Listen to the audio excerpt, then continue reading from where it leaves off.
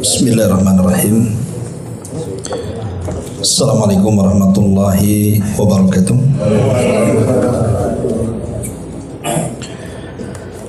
Alhamdulillah wassalatu wassalamu ala Rasulillah wa ala alihi wa sahbihi wa mawalah wa la hawla wa la quwata illa billahi wa ba'du. Baik, kita akan lanjutkan kajian kita, masih membahas fikih Asmaul Husna, dan kita sudah masuk halaman ke 343 dari nama Allah Subhanahu wa taala Asy-Syakur dan Asy-Syakir, yang maha mensyukuri dan maha membalas jasa. Nama Asy-Syakur disebutkan di dalam Al-Quran di 4 tempat. Di antaranya Allah Subhanahu wa taala berfirman di dalam surah Fatir ayat 30. Allah Subhanahu wa taala mengatakan liwaffiyahum ujurahum wa yazidahum min fadlihi innahu ghafurun syakur. Agar Allah menyempurnakan kepada mereka pahala dan menambahkan kepada mereka karunia-Nya, sesungguhnya Allah Maha Pengampun lagi Maha mensyukuri. Terulang dalam surah Fatir ayat 34-nya, wa qalu alhamdulillahilladzi adhhaba 'annal hazan inna rabbana laghafurun syakur. Mereka berkata, segala puji bagi Allah yang telah menghilangkan duka cita dari kami. Sesungguhnya Rabb kami benar-benar Maha Pengampun lagi Maha mensyukuri. Kemudian juga disebutkan dalam surah Asy-Syu'ara 23, wa may yaqtarif hasanatan nazid lahu fiha husna innallaha ghafurun syakur. Dan siapa yang mengerjakan kebaikan, akan kami tambahkan baginya kebaikan pada kebaikannya itu. Sungguh Allah Maha Pengampun lagi Maha mensyukuri.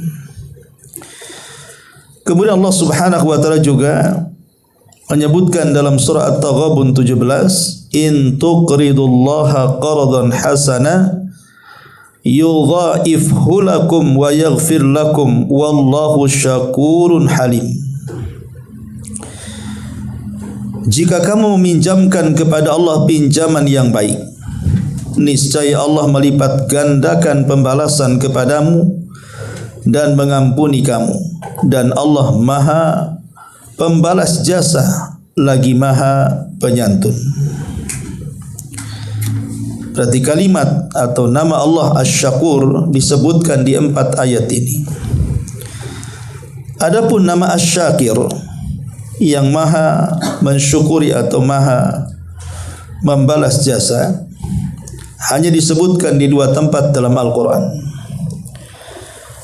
Pertama dalam surah Al-Baqarah 158, wa man tatawwa'a khairan fa innallaha syakirun alim. Dan barang siapa yang mengerjakan satu kebaikan dengan kerelaan hatinya, maka sungguh Allah Maha mensyukuri kebaikan lagi Maha mengetahui. Kemudian dalam surah An-Nisa ayat 147, wa man yaf'alu wa ma yaf'alullahu bi'adzabikum in syakartum wa amantum wa kana Allahu syakiran alima. Mengapa Allah akan menyiksa dirimu jika kamu bersyukur dan beriman, dan Allah Maha mensyukuri lagi Maha mengetahui. Baik, ma'asyiral muslimin wal muslimat rahimakumullah. Di dalam bab ini pengarang menyebutkan 2 kata Asy-Syakir dan juga Asy-Syakur. Asy-Syakir dan juga Asy-Syakur. tentu ada perbedaan secara makna antara kalimat asy-syakur dan juga asy-syakir. Walaupun secara makna harfiah sama-sama mensyukuri atau membalas jasa, tetapi para ulama membedakan kalimat asy-syakir dan asy-syakur.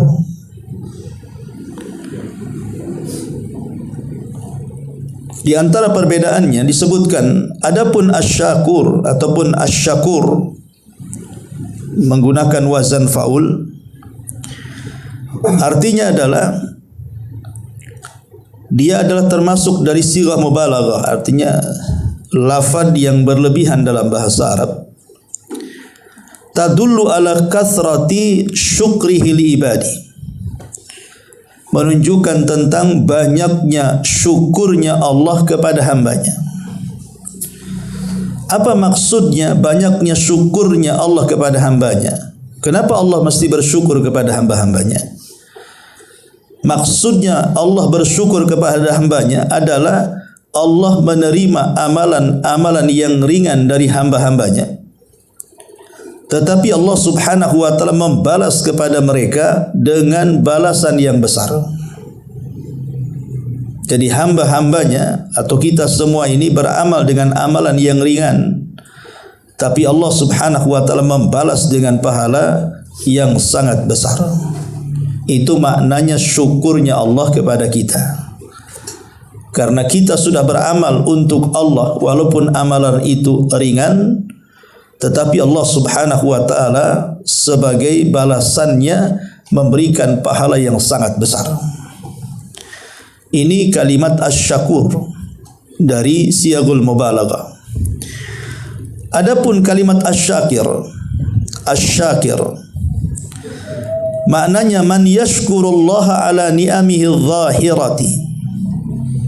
Jadi asy-syakir, orang yang bersyukur, adalah orang yang bersyukur kepada Allah subhanahu wa ta'ala akan nikmat Allah yang tampak, akan nikmat Allah yang tampak. Artinya ketika kita diberikan nikmat oleh Allah subhanahu wa ta'ala seperti sehat, lapangan waktu, rezeki dan lain sebagainya dari yang tampak, rumah, kendaraan dan yang semacamnya, maka kita bersyukur kepada Allah subhanahu wa ta'ala seperti yang dikatakan oleh Nabi Allah Sulaiman, hadza min fadli rabbi liyabluwani aashkuru an aghfur. Ini adalah semua karunia Rabbku. Allah hendak mengujiku aku, apakah aku termasuk orang yang bersyukur ataukah orang yang kufur. Ma'asyiral muslimin wal muslimat rahimani wa rahimakumullah. Afwan, saya keliru membagi. Jadi kalimat syakir dengan asy-syakur itu ada dua macam. Ada yang berkaitan dengan hamba Allah, kita semuanya kepada Allah subhanahu wa ta'ala. Ada yang berkaitan dengan Allah kepada hambanya. Jadi kalimat asy-syakir dengan asy-syakur itu terbagi menjadi dua. Ada sifatnya asy-syakir dan asy-syakur, itu kita kepada Allah. Ada sifatnya asy-syakir dan asy-syakur, Allah kepada kita. Adapun asy-syakir dengan asy-syakur kita kepada Allah subhanahu wa ta'ala. Pertama asy-syakir. Jadi asy-syakir itu orang yang bersyukur adalah orang yang bersyukur kepada nikmat Allah yang tampak. Seperti tadi kesehatan, kelapangan, rumah dan yang semacamnya. Adapun asy-syakur itu lebih tinggi daripada asy-syakir. Karena asy-syakur ini kita bersyukur kepada Allah subhanahu wa ta'ala baik pada nikmat yang tampak ataupun yang tidak tampak, baik dalam kondisi kita senang ataupun susah. Kalau asy-syakir itu kan di waktu senang saja, kita bersyukur di waktu senang, itu namanya asy-syakir. Kalau kita bersyukur di waktu senang ataupun susah, maka itu disebut asy-syakur. Perbedaannya hanya di waktu senang dan susah saja. Berarti kedudukan asy-syakur lebih tinggi daripada asy-syakir. Kalau kita hanya bersyukur kepada Allah di waktu mendapatkan nikmat saja, kalau kita mendapatkan uang, kita katakan alhamdulillah. Membeli rumah yang bagus, kita katakan alhamdulillah. Memberi kendaraan yang baru, kita katakan alhamdulillah. Itu disebut asy-syakir namanya. Karena hanya bersyukur akan nikmat saja yang tampak kepada kita.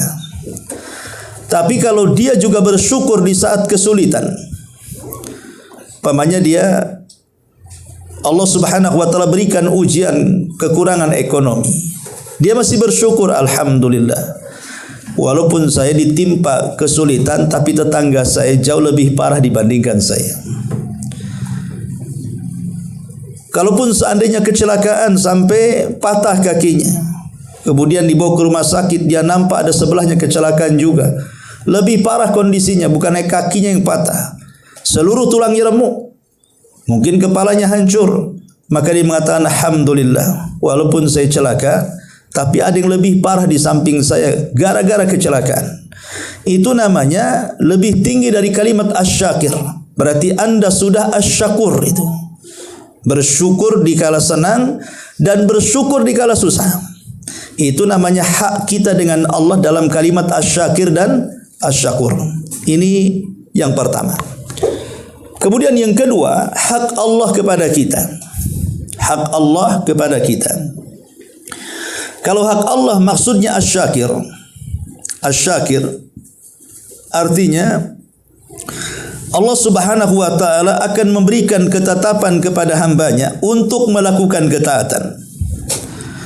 Setelah itu Allah Subhanahu wa taala akan membalas dari ketaatannya. Jadi Allah memberikan hidayah taufik kepada kita.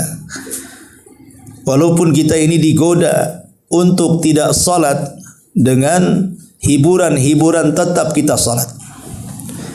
Walaupun kita digoda untuk tidak sedekah karena melihat ada kebutuhan dunia yang belum terpenuhi, digoda dengan perkara itu, tetap dia sedekah. Jadi Allah berikan ketetapan untuk melakukan ketaatan. Setelah Allah berikan ketetapan istiqamah dalam ketaatan, Allah kemudian memberikan balasan sebagai bentuk ketaatannya. Istiqamah dengan ketaatannya, akhirnya Allah berikan pahala dan balasan. Itu bentuk asy-syakir. Allah mensyukuri kepada hambanya yang sudah diberikan hidayah, maka Allah berikan balasan. Adapun asy-syakur, asy-syakur ini lebih tinggi lagi, di mana bukan hanya Allah membalas ketaatan-ketaatan kita kepada Allah dengan pahala, hatta masalah amalan-amalan yang ringan yang kita kerjakan, yang kita lakukan, tetap Allah memberikan balasan yang jauh lebih besar melebihi amalan kita. Makanya kenapa dalam Islam itu ada satu amalan dikali lipatkan 10 pahala, ada satu amalan itu dikali lipatkan menjadi 700 kali lipat pahala. Bahkan ada amalan itu yang satu amalan tetapi pahalanya berlipat-lipat, hanya tahu Allah saja yang menentukan jumlahnya. Lah kalau sudah tahap sampai seperti ini, berarti Allah itu bukan zat asy-syakir, itu sudah tahapnya lebih tinggi, namanya asy-syakur. Bisa dipahami di sini, ya. Jadi ada berkaitan dengan hak Allah, ada berkaitan dengan hak hamba-hambanya. Ma'asyiral muslimin wal muslimat rahimakumullah. Di dalam Al-Qur'an kalau kita melihat dari 4 ayat pertama yang menyebutkan nama Allah Asy-Syakur dan 2 ayat yang menyebutkan kalimat Asy-Syakir, Allah Subhanahu wa taala selalu mengiringkan dengan nama Allah Subhanahu wa taala yang lainnya. Dan yang paling banyak Allah Subhanahu wa taala mengiringkan kalimat Asy-Syakur itu dengan Ghafur. Makanya di sini di beberapa ayat seperti dalam surah Fatir ayat 30, Fatir 34, Asy-Syu'ara 23, selalu Allah mengatakan Ghafurun Syakur. Innallaha Ghafurun Syakur. Inna Rabbana la Ghafurun Syakur.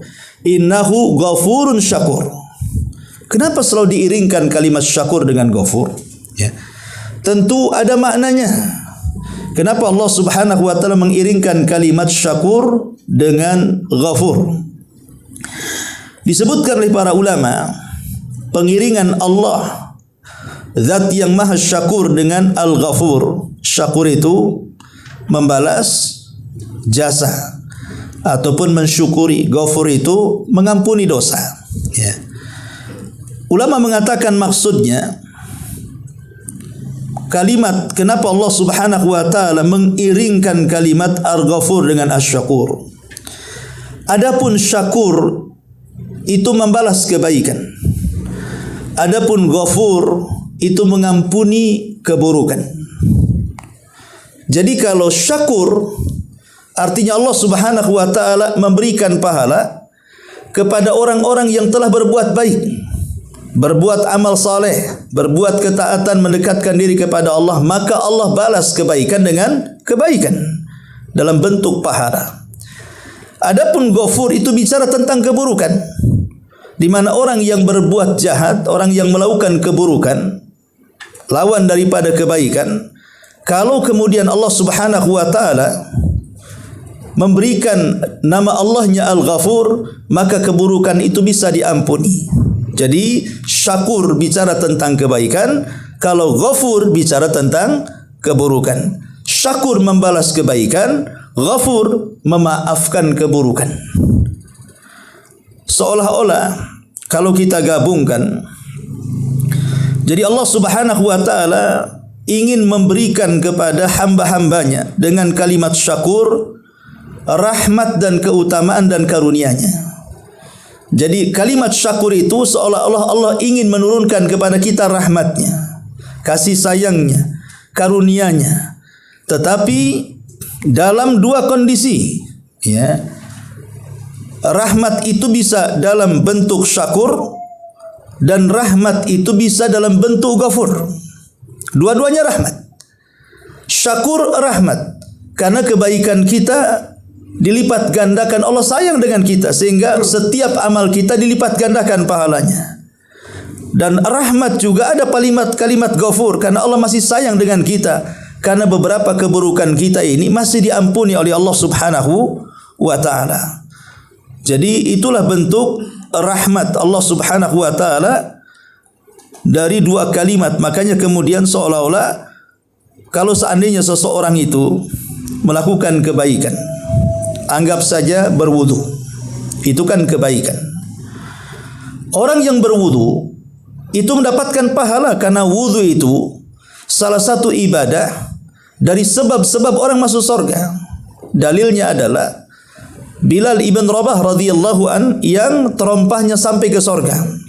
Kemudian ketika ditanya, Bilal mengatakan, karena aku senantiasa istiqamah dengan wudu, dan selepas wudu aku berupaya untuk melaksanakan 2 rakaat wudu, kan gitu. Di satu sisi wudu juga setiap tetes-tetesannya itu bisa menghapuskan dosa. Maka wudu ini terkandung dua nama Allah Subhanahu wa taala. Di satu sisi dalam kalimat wudu ini Allah Asy-Syakur karena membalas kebaikan dengan kebaikan. Di sisi lain Allah juga Al-Ghafur karena dalam wudu ini bisa mengampuni dosa-dosa kita. Sebutkan dalam ibadah yang lain juga sama, seperti salat. Orang yang salat salah satu sebab orang masuk surga. Tapi dalam salat juga kalau kita melakukannya bisa merontokkan dosa-dosa. Berarti ketika kita melaksanakan salat, berarti kita sedang mengamalkan kalimat Asy-Syakur dan Al-Ghafur. Itulah kenapa dua kalimat ini selalu digandengkan, Ghafur dan juga Syakur. Ini yang pertama. Kemudian yang kedua, nama Allah Subhanahu wa taala yang disandingkan dengan kalimat bersyukur ini adalah kalimat Halim. Sebagaimana Allah Subhanahu wa taala menyebutkan di surah At-Taghabun 17, Wallahu syakurun halim. Wallahu syakurun halim. Dan Allah Maha mensyukuri atau memberi jasa, lagi Maha penyantun. Apa hubungan nama Allah Al-Halim dengan Asy-Syakur. Jadi nama Allah Asy-Syakur dengan Al-Halim digandengkan ini karena Allah Subhanahu wa taala mensyukuri akan hamba-hamba yang melakukan kebaikannya dengan cara apa? Membalas kebaikan dengan kebaikan. Bahkan amalan-amalan yang ringan yang dilakukan oleh kita itu dibalas dengan jauh lebih besar balasannya, berlipat ganda dibandingkan amalan kita. Dan Allah Subhanahu wa taala tidak menyegerakan hukuman kepada hamba-hambanya karena Allah Subhanahu wa taala masih memberikan kesempatan untuk bertobat. Jadi Halim itu santun. Allah tidak tergesa-gesa menghukum hambanya. Terkadang hamba melakukan kelalaian dalam melaksanakan ibadah. Ada hamba itu yang melakukan kelalaian dalam ibadah, dan saya kira kita semua pasti melakukan kelalaian dalam ibadah. Kalau seandainya setiap kelalaian ini Allah turunkan hukumannya, enggak ada yang selamat dari kita. Berapa banyak di antara kita terkadang mengakhirkan waktu salat. Pada Allah Subhanahu wa taala mengancam dengan rakawel, wailun lil musallin alladzina hum an salatihim sahun. Artinya kita sekali-kali mungkin kita ini kalau salat tepat waktu mesti kadang-kadang mengakhirkan waktu kan. Artinya lalai dalam salat sewaktu-waktu. Atau lalai dalam sedekah, lalai dalam baca Quran, lalai dalam ibadah-ibadah yang lainnya, lalai dalam zakat dan yang semacamnya. Ya. Lah ketika kita ini lalai, tetap kita melaksanakan ibadah dalam kelalaian. Lah ibadah yang kita lakukan tetap Allah balas. Tapi kelalaian itu juga Allah Subhanahu wa taala masih memberikan kesempatan ampunan dan tidak menurunkan hukuman.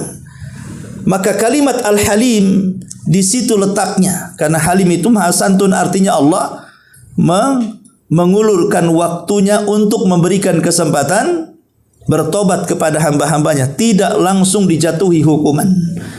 Makanya kenapa Allah Subhanahu wa taala gandengkan kalimat Asy-Syakur dengan Al-Halim, Syakurun Halim. Kemudian yang suka digandengkan juga dengan kalimat Asy-Syakir. Kalau tadi Asy-Syakur, sementara dalam kalimat Syakir Allah selalu menggandengkan dengan kalimat Alim. Dan ini di dua ayat sama, baik dalam Al-Baqarah 158 ataupun An-Nisa 147. Allah mengatakan fa innallaha syakirun alim ataupun wa kana Allahu syakiran alim.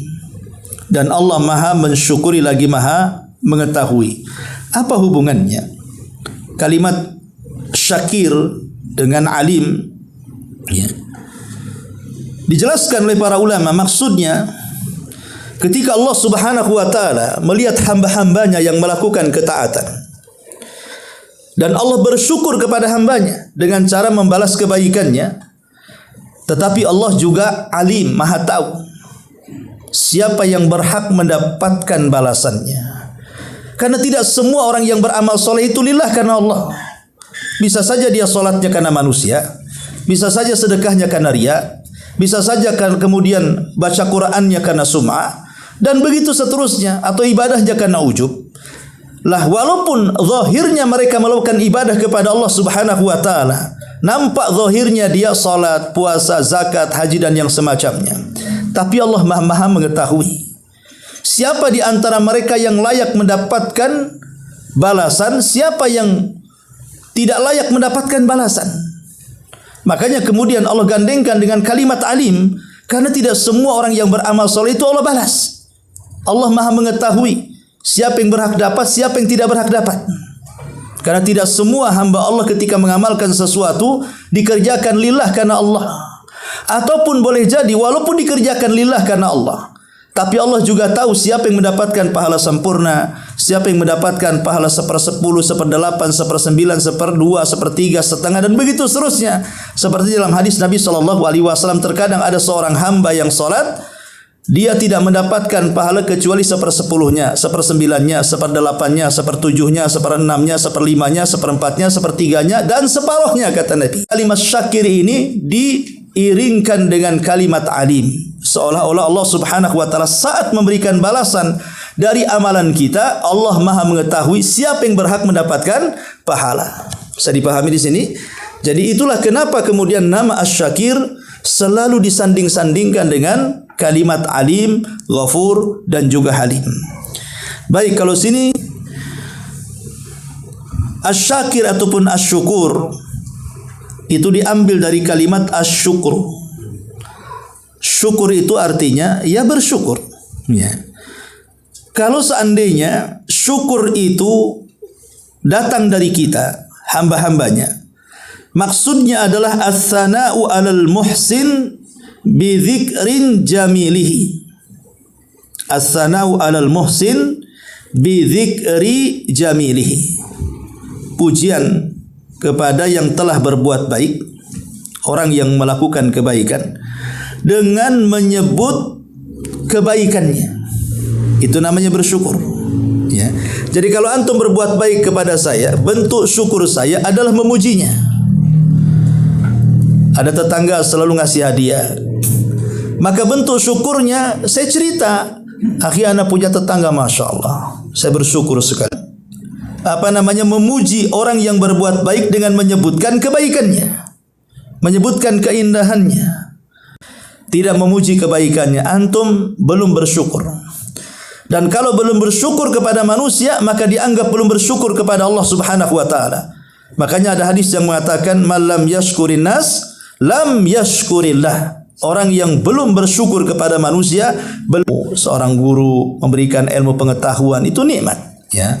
Atau kawan memberikan modal sehingga bisa usaha, itu nikmat. Ataupun ketika kita sakit datang ada orang yang membantu. Makanya kalau kita lihat adab-adab para ulama ketika mengarang kitab, apabila mereka menukilkan perkataan para ulama, kalau para ulama yang dinukilkan kata-katanya itu sudah meninggal, hafizahullahu ta'ala, telah berkata rahimahullahu ta'ala, semoga Allah merahmati beliau yang berkata ini. Atau telah berkata, ulama mengatakan adapun syukur dari Allah, syukur dari Allah artinya Allah memberikan balasan kepada orang-orang yang telah melakukan syukur dan membalasnya dari perbuatan yang sedikit dengan balasan yang besar. Bahkan dalam bentuk syukurnya Allah, terkadang Allah memuji kita. Seperti contohnya Allah memuji kita, contoh kita bersalawat 1 kali kepada Nabi, maka Allah akan bersalawat kepada kita berapa kali? 10 kali. Di mana? Di langit sana.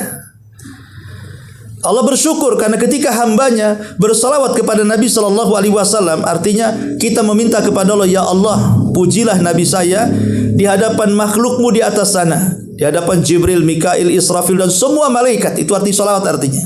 Jadi kalau antum mengatakan Allahumma salli ala Muhammad, artinya kita mengatakan, ya Allah, pujilah Nabi kami di hadapan para malaikat yang di langit sana.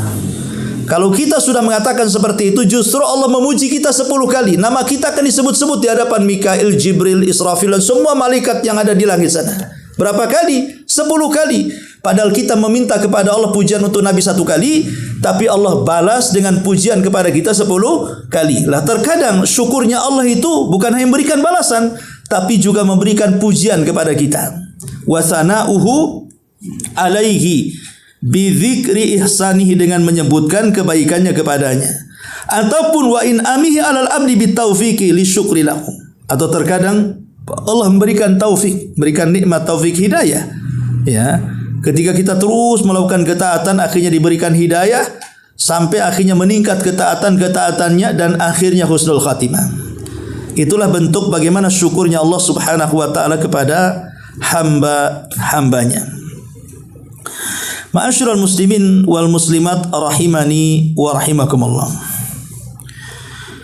Al-Imam Ibnul Qayyim rahimahullahu taala mengatakan, Asy-Syakur yusilu syakir ila mashkurihi, bal yu'idu syakir mashkuran, ka qaulihi ta'ala inna hadza kana lakum jazaan wa kana sa'yukum mashkura. Kata Imam Ibnul Qayyim, Asy-Syakur bisa mengantarkan orang yang bersyukur kepada yang disyukurinya. Bahkan kalau orang bersyukur itu hakikatnya kembali kepada manfaatnya kepada yang bersyukurnya. Contoh kita sholat. Sholat itu kan bagian daripada syukur nikmat. Karena Allah sudah banyak memberikan nikmat kepada kita, maka bentuk syukurnya itu kita solat untuk Allah Subhanahu wa taala. Lah dengan solat kita itu Allah tidak mengambil manfaat. Justru yang mengambil manfaat dengan solat kita itu kita sendiri. Karena Allah tidak berhajat dengan solat kita. Kita puasa, itu bagian syukur kita. Contoh, ketika Nabi Musa diselamatkan dari kejaran Fir'aun di tanggal 10 bulan Muharram atau disebut dengan hari Ashura, Nabi Musa berpuasa dan itu bentuk syukur kan diselamatkan. Makanya tatkala Nabi SAW hijrah dari Mekah ke Madinah, kemudian dilihatnya orang-orang yang berpuasa tanggal 10 Muharram. Jadi Rasul mengatakan kepada orang-orang, puasa apa kalian ini? Maka orang Yahudi mengatakan, ya kami puasa karena dulu Nabi kami diselamatkan dari kejaran Fir'aun tepat di tanggal 10 Muharram. Musa berpuasa karena syukur, ya kami selaku umat juga bersyukur dengan puasa. Jadi puasa itu sama dengan salat. Itu bentuk syukur kita kepada Allah Subhanahu wa taala. Makanya Nabi SAW ketika kakinya pecah-pecah itu, kemudian Aisyah radhiyallahu anha meminta agar Rasul menghentikan salat malam, artinya jangan terlalu lelah. Ya, kalau ibadah secukupnya lah, jangan dipaksakan. Kau sudah sepuh, kau sudah tua, tengok kakimu sampai pecah-pecah. Maka Nabi SAW mengatakan, ya Aisyah, afala akunu abdan syakur, salahkah aku menjadi hamba yang bersyukur? Jadi solat itu juga bagian daripada syukur, puasa juga bagian daripada syukur, zikir juga bagian daripada syukur, baca Quran juga bagian daripada syukur. Lah, itu semua sebenarnya tidak ada manfaat bagi Allah. Karena Allah tidak berhajat dengan solat kita, Allah tidak berhajat dengan puasa kita, Allah tidak berhajat dengan zikir, doa kita dan baca Quran. Itu semua kembali kepada kita yang bersyukur. Makanya Allah Subhanahu wa taala mengatakan, kata Imam Ibnul Qayyim, inna hadza kana lakum jazaan wa kana sa'yukum mashkura. Sesungguhnya ini adalah balasan untukmu dan usahamu diterima dengan baik di sisi Allah Subhanahu wa taala. Jadi saat kita bersyukur kepada Allah Subhanahu wa taala, ingat bahwa manfaat syukur itu kembali kepada kita. Kalau kita solat, manfaat solat kembali kepada kita. Kalau kita sedekah, manfaat sedekah kembali kepada kita. Dan begitu seterusnya. Sehingga jangan kemudian kita berasumsi kalau tidak solat Allah rugi. Kalau seandainya kita solat Allah untung. Nah, satu dunia beriman tidak akan menambah kekuasaan Allah. Satu dunia kufur tidak akan mengurangi kekuasaan Allah Subhanahu wa taala. Baik, ma'asyiral muslimin wal muslimat rahimakumullah. Adapun gambaran bagaimana syukurnya Allah Subhanahu wa taala kepada hambanya, sehingga di antara nama Allah Asy-Syakur atau Asy-Syakir. Karena bab ini kan menjelaskan nama Allah Asy-Syakur dan Asy-Syakir, artinya syukurnya Allah kepada hambanya. Itu banyak gambaran-gambaran di dalam Al-Qur'an bagaimana nama Allah Asy-Syakir dan Asy-Syakur itu. Pertama, mudha'afatul hasanat wa tajawuz anis sayyi'at. Allah Subhanahu wa taala melipat gandakan kebaikan. Dan Allah Subhanahu wa taala membebaskan seseorang dari keburukan. Kata para ulama, inilah sebesar-besarnya syukurnya Allah Subhanahu wa taala kepada hambanya. Jadi ketika hamba Allah Subhanahu wa taala melakukan ketaatan kepada Allah, maka Allah bersyukur dengan hambanya. Dengan cara apa? Allah lipat gandakan pahalanya, dan dosa-dosa yang pernah dia lakukan Allah ampuni. Makanya kenapa Imam Hasan Al-Basri mengatakan Fudail ibn Iyad rahimahullah taala mengatakan, ahsin fima baki yughfar laka fima madha. Ahsin fima baki yughfar laka fima madha. Perbaikilah waktu yang ada ini. Kalau dulu tidak pernah sholat, sekarang sholat. Dulu tidak pernah puasa, sekarang puasa. Dulu tidak pernah sedekah, sekarang sedekah. Dulu tidak pernah baca Quran, sekarang baca Quran. Perbaiki yang ada ini. Lah dengan kita memperbaiki yang ada ini, dosa-dosa yang lampau pasti Allah akan ampuni. Perbaiki yang sekarang, maka yang lama-lama dosa-dosamu akan diampuni. Dan itu bentuk syakur dan asyakirnya Allah kepada kita. Allah melipat gandakan amalan kebaikan kita, dan juga Allah akan melewatkan kesalahan-kesalahan kita. Dan itu seagung-agungnya syukurnya Allah kepada hambanya. Yang kedua, bentuk asyakur dan asyakirnya Allah kepada hambanya adalah al-muhafadhatu alal a'mal. Allah menjaga amalan-amalan kita. Jadi bentuk syukurnya Allah Subhanahu wa taala kepada hambanya, Allah tidak akan melalaikan, tidak akan menyia-nyiakan amalan orang yang beramal. Walaupun amalan itu kecil. Walaupun amalan itu kecil. Makanya ketika para sahabat salat subuh di Kuba, rakaat pertama masih menghadap Baitul Maqdis. Masuk ke rakaat yang kedua, ada pengumuman, kiblat dialihkan. Jangan lagi ke Baitul Maqdis. Kiblat sudah ke Masjidil Haram, ke Ka'bah. Langsung para sahabat berputar dalam ruku mereka 180 derajat. Karena bagaimanapun Ka'bah dengan Baitul Maqdis itu searah. Kalau kita mengarah Ka'bah, berarti membelakangi Baitul Maqdis. Kalau kita mengarah Baitul Maqdis, berarti membelakangi ke Ka'bah. Makanya saat ruku 180 derajat berputar itu para sahabat. Setelah sholat, sahabat mengatakan, bagaimana dengan rakaat kami yang pertama yang masih menghadap Baitul Maqdis? Apakah Allah menerimanya? Maka Allah Subhanahu wa taala turunkan ayat, Allah tidak akan menyia-nyiakan salat kalian. Allah tidak akan menyia-nyiakan salat kalian. Ya. Kalimat tidak menyia-nyiakan salat kalian menunjukkan apa? Allah jaga tuh amalan kita itu. Tetap Allah jaga amalan kita, tetap dapat pahala. Artinya Allah jaga itu, Allah tidak menyia-nyiakan walaupun amalan kita kecil. Allah tetap akan menjaganya dan akan membalasnya.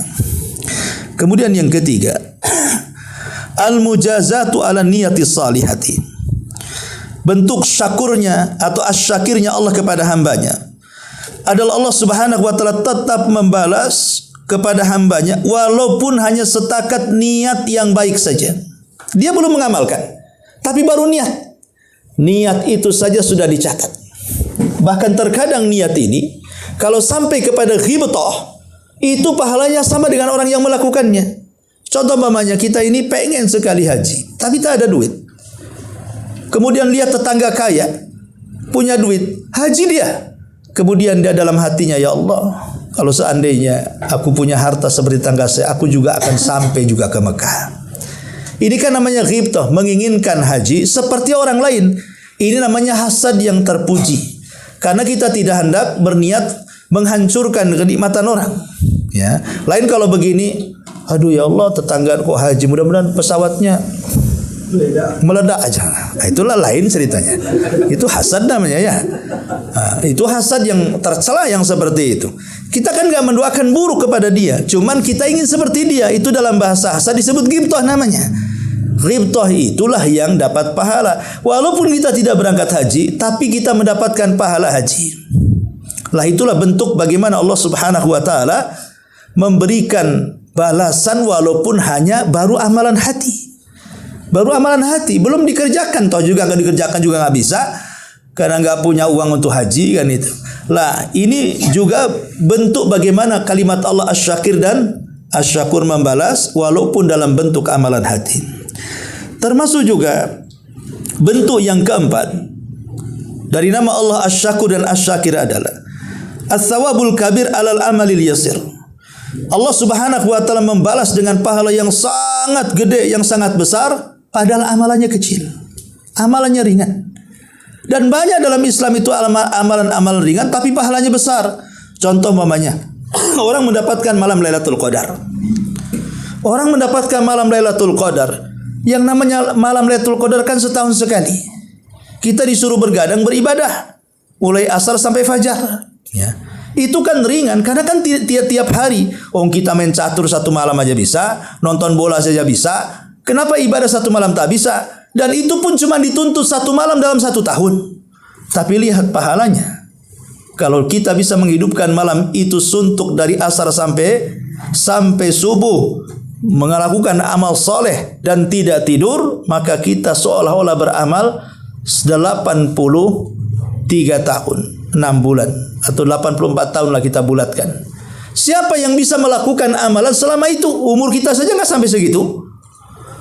Tapi dengan 1 malam kita menghidupkan, kita bisa mendapatkan pahala segede gitu. Seolah-olah kita menghidupkan setiap malam selama 84 tahun. Mana bisa kita bangun setiap malam kayak gitu. Untuk kencing setiap malam bangunnya tidak bisa selama itu. Apalagi untuk ibadah kan itu. Artinya di sini ada amalan-amalan kecil tapi nampak pahalanya besar. Dan itu bentuk dari kalimat Allah Asy-Syakir atau Asy-Syakur. Allah membalas hamba-hambanya dengan balasan yang besar dari amalan yang kecil. Ini juga gambaran yang keempat. Gambaran yang kelima adalah a'zamu suwari syukri minallah. Jadi paling besar bentuk syukur dari Allah kepada hambanya, al-jannatu bid dunya, sorga di dunia. Maksudnya apa? Fasyakur subhanahu wa ta'ala yujazi amalad dunya bil jannah. Bentuk syukurnya Allah kepada hambanya, Allah menukar amalan dunia dengan kenikmatan sorga yang tidak bisa dibayangkan nikmatnya. Dan ini luar biasa. Mengganti dunia dengan sorga itu luar biasa. Karena dunia ini sesuai namanya, diambil dari kata ad-dunu atau ad-dana. Dunia turnya dekat, berarti memang tidak lama, tidak kekal. Ad-dana itu artinya hina. Memang dunia itu hina. Makanya kalau seandainya dunia ini ada manfaatnya, orang kafir tidak akan dikasih minum walaupun seteguk. Tapi karena tidak ada manfaatnya, suka-sukalah dia minum. Makanya Rasul mengatakan, "Lau kanatid dunya ta'dilu janaha ba'udah, ma saqa kafirun surbata ma'in." Kalau memang dunia ini ada nilainya walaupun sebesar sayap nyamuk, tentu orang kafir akan dihalang-halangi oleh Allah, tidak boleh minum walaupun satu tetes air. Tapi karena dunia tidak ada manfaatnya, maka silahkan kalian minum sebanyak-banyaknya. Karena memang dunia ini Allah katakan sesuai namanya ad-danah, dia rendah.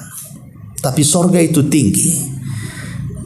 Kenikmatan dunia terbatas, kenikmatan sorga tidak terbatas. Kenikmatan sorga bermacam-macam, lebih banyak dibandingkan kenikmatan dunia. Kenikmatan sorga bertambah, kenikmatan dunia berkurang. Contoh namanya ketampanan, kecantikan. Mungkin kita di usia 20, 30 tahun bisalah jadi artis Korea. Tapi kalau sudah 60, 70 tahun, siapa yang mau merekrut jadi artis? Artinya bahwa kenikmatan dunia itu ada batasnya. Makanan nih, bakso, enak kali. Disimpan 1 bulan, siapa yang mau makan? Air susu kita seduh, ya, enak diminum, biarkan 1 minggu. Apa enggak mencret setelah mingguan tuh makan? Artinya bahwa kenikmatan dunia itu kan ada batasnya tuh. Tapi kenikmatan akhirat itu tidak. Bahkan istilah para ulama itu bal yazdad, bahkan bertambah dan bertambah. Contoh tentang sukul jannah, tentang pasar sorga. Orang yang setiap yaumul mazid hari Jumat, semua penduduk sorga itu ke pasar. Untuk apa? Untuk jual beli? Tidak. Di sorga tidak ada jual beli. Untuk berjumpa dengan kawan-kawan semasa di dunia, berjumpa di pasar itu. Nostalgia, bicara soal dunia. Jadi sorga itu apa yang kita lakukan di dunia, ingat, itulah yang dibicarakan penduduk sorga. Dulu kita di Taman Raya Ngaji. Oh, dulu kita di sini. Kita ketemu enggak? Begitu seterusnya, ngobrol betul-betul di pasar itu tentang dunia. Karena kehidupan akhirat itu semua memori akan diberikan kepada kita. Jadi antum akan ingat mulai antum kecil sampai antum wafat, itu kehidupan antum akan ingat tuh.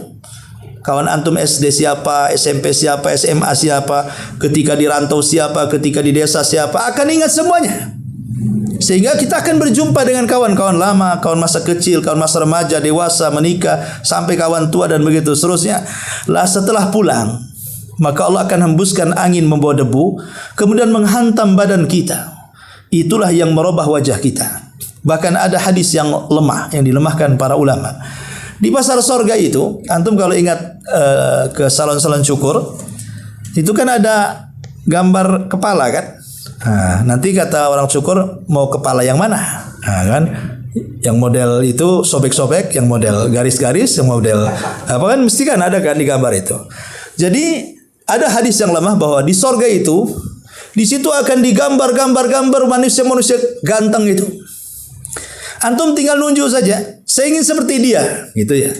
Nanti tiba-tiba seperti dia. Sehingga ketika pulang, istrinya bingung. Laqad izdaztum husnan wa jamala, kata istri. Suamiku kok makin tampan pula, makin ganteng pula, makin gagah pula.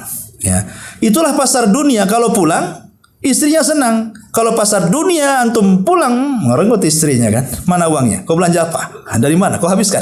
Dan begitu seterusnya. Intinya bahwa Kenikmatan sorga itu yazdad wa yazdad, bertambah dan bertambah. Lah di antara syukurnya Allah kepada hambanya adalah Allah membalas amalan dunia dengan sorga.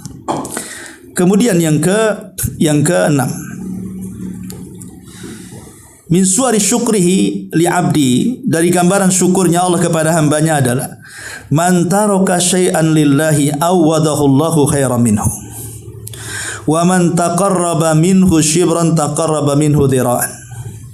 Siapa yang meninggalkan sesuatu karena Allah, maka Allah akan ganti sesuatu itu jauh lebih bagus dibandingkan ditinggalkannya. Karena barang siapa yang mendekatkan kepada satu jengkal, Allah akan dekat kepada kita satu hasta. Dan begitu seterusnya. Dan ini bentuk syukurnya Allah kepada kita. Kalau kita meninggalkan sesuatu karena Allah, maka Allah akan ganti sesuatu itu yang jauh lebih besar lagi. Contoh, Nabi Sulaiman itu kan suka dengan kuda perang. Satu hari dia karena keasikan, namanya orang hobi, dia suka ngelus-ngelus kuda perangnya, kan banyak kuda-kuda perangnya itu. Dilus-elus. Ya namanya orang hobi kan begitu. Kayak antum tengoklah orang hobi ngadu ayam, kan dilus-elus ayamnya kan. Istrinya enggak pernah dilus-elus. Ayamnya dilus-elus, dimandikan. Yang lucunya dikasih minum keratindeng itu kan. Jadi intinya bahwa orang kalau hobi itu pasti akan berlebihan. Dan Nabi Sulaiman tuh gitu juga, berlebihan kepada kudanya, dia lus, dipandang. Lupa dia sholat sore. Ketika matahari sudah terbenam, ingat dia belum sholat. Akhirnya dia ingin tinggalkan hobinya. Kenapa? Karena sudah melalaikan sholat 2 rakaat kepada Allah di sore hari. Besoknya disembelih semua kudanya, disedekahkan kepada fuqara wal masakin. Padahal kuda itu adalah kuda perang. Kuda itu kuda perang. Dan kuda perang itu berkah di ubun-ubunnya. Tetapi Allah ingin mengganti jauh yang lebih baik. Karena dia sudah mengorbankan kuda-kuda perangnya, maka Allah ganti dengan cara apa? Allah tundukkan awan dan angin kepadanya. Sekarang kalau dia perang pakai kuda, berapa lama lah dari Mekah ke Palestina? 1 bulan. Tapi kalau angin dan awan set kayak pesawat aja, tahu-tahu 1 jam sampai. Ya. Itulah namanya man taraka syai'an lillahi awwadallahu khairan minhu. Siapa yang meninggalkan sesuatu karena Allah, Allah akan ganti sesuatu itu yang jauh lebih baik lagi. Ingat cerita anak muda di zaman salaf. Orang Mekah yang menemukan sekantong isinya perhiasan mahal. Dia orang miskin, memang sudah susah makan cari pekerjaan. Dan dia ingin berdoa ke Ka'bah. Tiba-tiba di sekitar areal tawaf, dia menemukan sekantong perhiasan. Dalam hatinya, pas pula lah aku lagi lapar, tak ada duit, nemu perhiasan nih, kalau dijual nih pasti laku keras, laku mahal, aku bisa nabung lagi. Tapi kemudian ditepis lagi, enggak benar ini kan bukan milik saya. Jadi hatinya ini bergoncang nih, antara mau ngambil dengan tidak mau ngambil. Akhirnya dia berpilih, ini kan bukan milik saya nggak mau ambil. Dia meninggalkan karena Allah. Dia tidak mau mengikuti hawa nafsunya. Akhirnya dia pun berdiri ketinggian. Siapa yang memiliki tas ini, katanya. Seorang tawaf melihat, tidak ada yang ngaku. Orang dulu kan jujur, ya.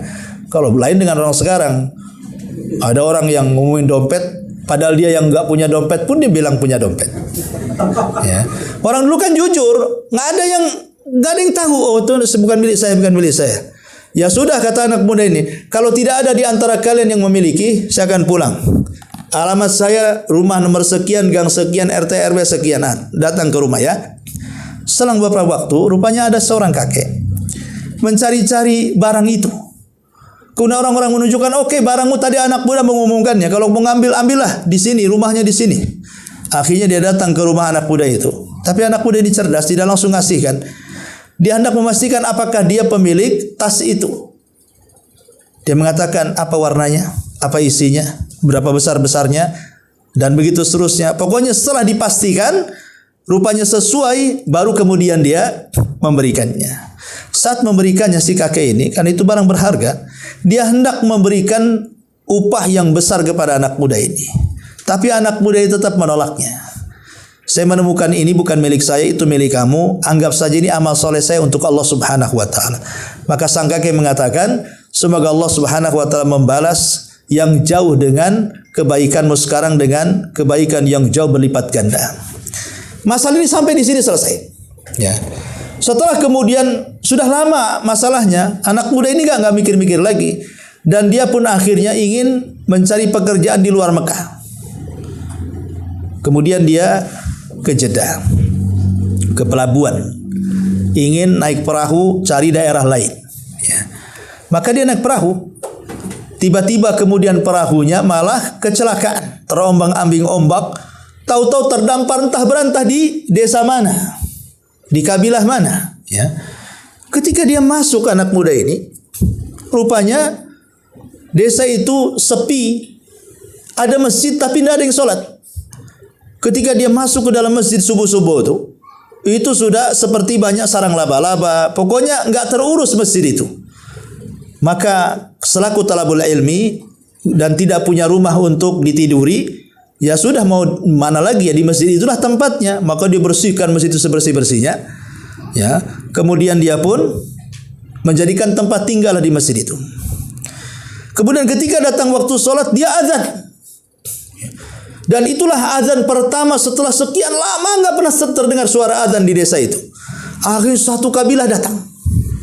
Rupanya satu kabilah ini orang-orang awam, ya orang-orang Badui. Saya pernah berdakwah ke Badui, tidak semua orang Badui itu bisa baca Quran. Bahkan kadang mereka nggak sholat juga orang-orang Badui itu. Ya. Jadi mereka datang kemudian melihat kok ada anak yang sholat di situ, maka mereka pun mulai sholat. Rupanya suaranya bagus.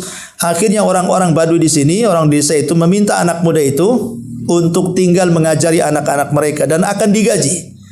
Lah kesempatan karena anak muda memang keluar dari Mekah itu untuk cari pekerjaan. Rupanya ada pekerjaan ngajari anak-anak ngaji. Akhirnya dia mau. Bertahun-tahunlah dia mengajar, sampailah anak-anak di situ cerdas, pintar, dan dia pun sudah mengumpulkan harta banyak. Waktunya pulang. Ketikanya waktunya pulang, itulah warga desa berpikir, aduh kalau dia pulang guru kita ini, siapa yang akan mengajar anak-anak kita? Bagaimana kalau seandainya kita cegat saja? Yang lain macam mana caranya? Dia kan punya rumah, punya kampung halaman. Mana bisa kita cegat dia? Oh gampang, kita kawinkan saja dengan wanita tercantik di sini. Akhirnya setuju warga desa. Lah kebetulan ada wanita yang paling cantik, kemudian ditawarkan, wahai anak muda, di sini ada wanita yang paling cantik, maukah kau nikah dengan dia? Cukup lihat dulu, bahasa kita ta'aruf nazar dulu.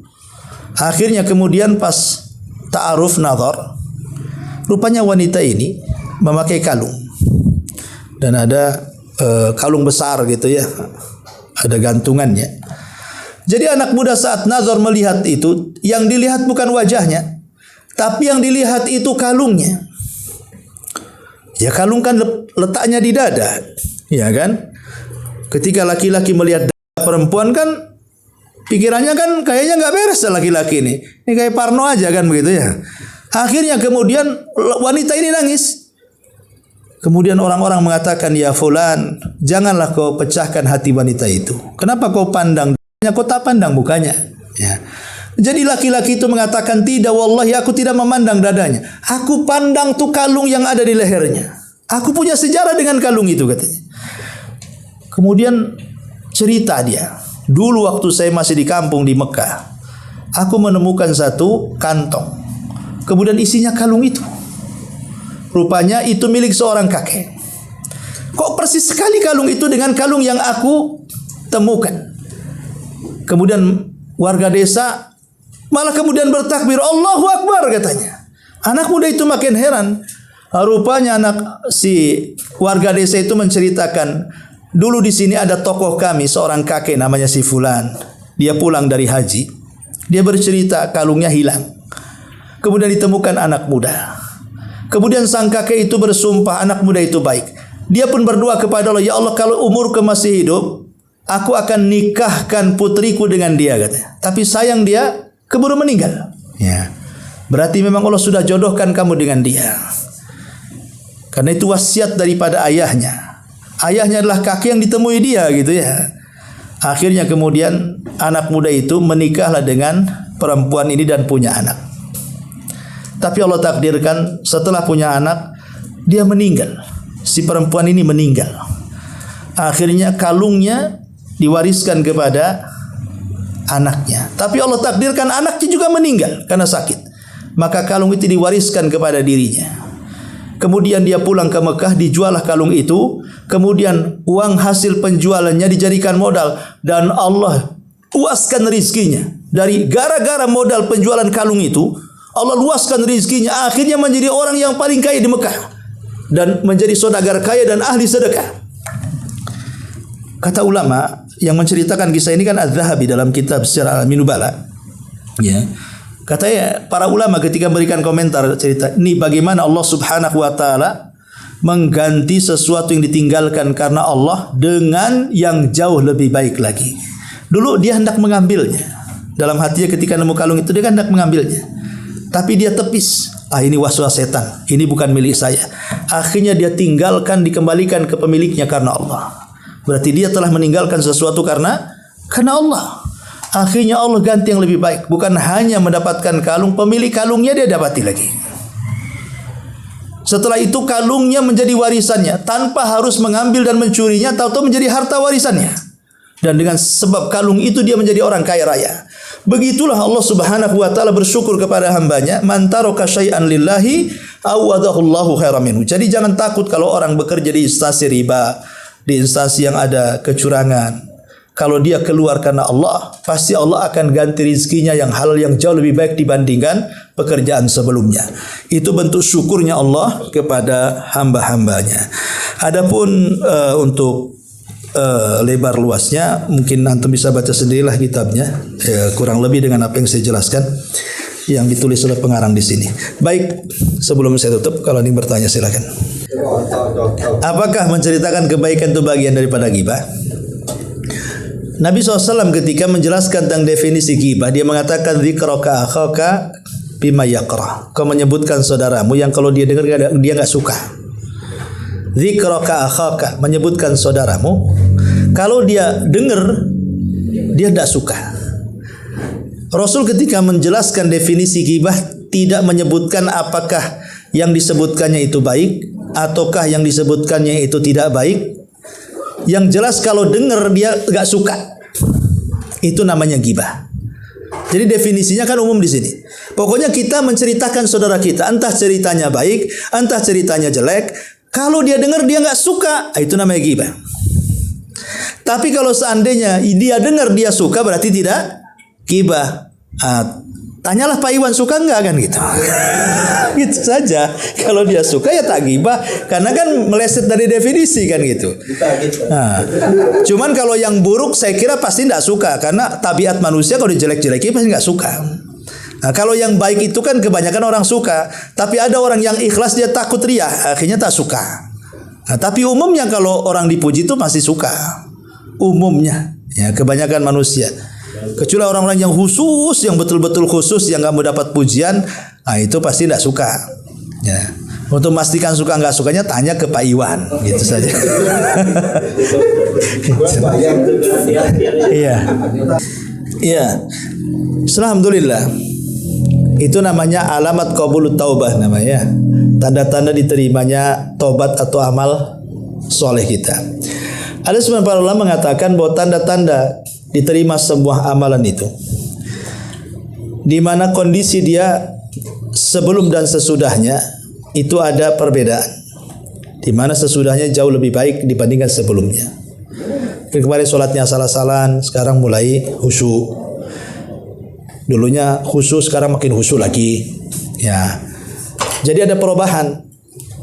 Dulu sebelum umroh suka ngomong kotor-kotor, setelah umroh mulai dia santun. Itu berarti umrohnya diterima tuh. Hajinya ada pengaruhnya. Sholatnya ada pengaruhnya. Sebelum sholat, judinya naudzubillah. Tapi habis sholat mulai dia tinggalkan judi. Berarti sholatnya berpengaruh tuh, diterima. Karena sholatnya ibadah diterima itu salah satu alamatnya kita mendapatkan taufik, kesadaran, taufik dari Allah Subhanahu wa taala. Kemudian dari pergaulan, dia akan bergaul dengan orang-orang baik. Dia akan tinggalkan orang-orang jahat. Karena orang-orang yang jahat pasti akan menyeret dia kepada maksiat yang dulu pernah kita lakukan. Kalau dulu kita suka gibah dengan kawan-kawan gibah, mulailah kemudian cari kawan yang suka baca Quran. Dan begitu seterusnya. Ya, jadi lihat dari perkawanan. Dia juga melihat ini enggak beres nih kawan ini, maka berkawan ini juga. Ya, selain daripada memberikan taufik, lihat perkawanannya. Yang kedua, berdoa agar diterima amalannya. Karena kan tidak ada yang tahu amalan kita diterima atau tidak kecuali Allah. Makanya ada ulama mengatakan, kalau seandainya satu sujudku tahu aku diterima, aku siap mati. Kenapa? Karena Allah mengatakan innama yataqabbalullahu minal muttaqin. Allah hanya menerima amalannya orang-orang yang bertakwa. Berarti kalau kita tahu Allah menerima satu sujud, berarti Allah sudah menganggap kita orang bertakwa. Kalau begitu mati pun tidak masalah, pasti masuk surga, gitu istilahnya. Tapi masalahnya kan kita tidak tahu amalan kita diterima atau tidak. Cuman kan kita melihat ada tanda-tandanya yang dijelaskan lewat ijtihad para ulama. Salah satunya adalah diberikan taufik kesadaran. Makin indah lagi, makin baik lagi ibadahnya. Tengok dari perkawanan, dia tidak suka lagi dengan orang-orang yang jahat karena al-arwahu junudun mujannadah. Ruh itu kan akan berseragam dengan seragamnya. Kalau yang tidak seragam, dia tidak akan ikut dalam seragamnya. Kalau orang sudah baik, pasti akan bergaul dengan orang baik. Bahkan kalau melihat orang jahat, dia nggak suka. Nah, itu tanda-tandanya ada qabul di situ dari Allah Subhanahu wa taala. Kemudian juga doa. Doa itu maksudnya berdoa mudah-mudahan salat kita diterima. Seperti Ibrahim ketika membangun Ka'bah, dia mengatakan taqabbal minna innaka antas samiul alim. Rabbana taqabbal minna. Ya Allah, terimalah amalan saya yang sudah membangun Ka'bah itu. Engkau zat yang maha melihat lagi maha mendengar. Yang maha mendengar dan maha melihat dan maha mengetahui. Lah Ibrahim ini kan yang menyuruh bangun Ka'bah Allah. Saat membangun Ka'bah, yang membimbing membangun Ka'bah juga Allah. Setelah kemudian jadi, pasti diterima Allah lah. Oh, yang memerintahkan Allah, yang membimbing juga Allah, ya pasti diterima Allah. Tapi Ibrahim masih ketakutan, takut ketika dia membangun Ka'bah tak diterima. Makanya dia berdoa, Rabbana taqabbal minna. Ya Allah, terimalah ya Allah. Karena takut tidak diterima masalahnya. Padahal jelas-jelas akan diterima. Nah, maka ini doa juga penting. Ya, karena siapa tahu ibadah kita diterima atau tidak, karena itu semua adalah hak mutlak Allah Subhanahu wa taala menerima dan tidaknya amal kita. Kita hanya berusaha. Pertama, ikhlas karena Allah. Yang kedua, mencontoh Rasulullah, karena itu juga di antara dua syarat diterimanya amal.